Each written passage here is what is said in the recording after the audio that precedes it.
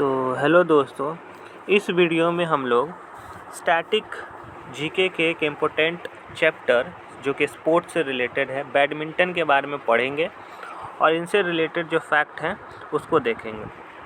तो आइए शुरू करते हैं। तो आधुनिक बैडमिंटन की जो शुरुआत हुई थी वो 17वीं शताब्दी में हुई थी, ठीक है दोस्तों, और इसका नाम इंग्लैंड के एक शहर बैडमिंटन के नाम पे पड़ा था, ठीक है दोस्तों। आगे बढ़ते हैं तो कुछ संस्था है जो हमें याद रखने हैं, जैसे इंटरनेशनल बैडमिंटन फेडरेशन यानी IBF की स्थापना कब हुई थी? तो 1934 ईस्वी में स्थापना हुई थी इसकी। बैडमिंटन एसोसिएशन ऑफ इंडिया की स्थापना कब हुई थी?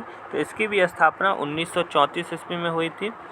और बैडमिंटन में एक बहुत इम्पोर्टेंट कप है जो दिया जाता है, जिसको थॉमस कप के नाम से जानते हैं। तो इसका नाम कैसे पड़ा था? तो IBF के जो पहले प्रेसिडेंट थे जिनका नाम था सर जॉर्ज थॉमस, तो उन्हीं के नाम पे थॉमस कप का नाम पड़ा था। आगे बढ़ते हैं तो वर्ल्ड बैडमिंटन चैम्पियनशिप सबसे पहले कब खेला गया था? तो 1977 यानी 1977 ईस्वी में खेला गया था। आगे बढ़ते हैं तो कुछ मेजरमेंट की बात करते हैं, जो कि यहाँ से भी क्वेश्चन पूछ लिया जाता है। तो बैडमिंटन कोर्ट की जो लंबाई होती है, लेंथ होती है, वो कितनी होती है? तो वो होती है 44 फीट। और विड्थ कितनी होती है, चौड़ाई कितनी होती है? तो डबल्स के लिए 20 फीट होती है, जबकि सिंगल्स के लिए 17 फीट होती है दोस्तों। आगे बढ़ते हैं तो जो नेट होता है उसका हाइट कितना होता है? तो उसका हाइट होता है 5 फीट। शटल कॉक का वज़न कितना होता है? तो इसका वज़न 4.74 ग्राम से लेकर 5.5 ग्राम तक हो सकता है, ठीक है।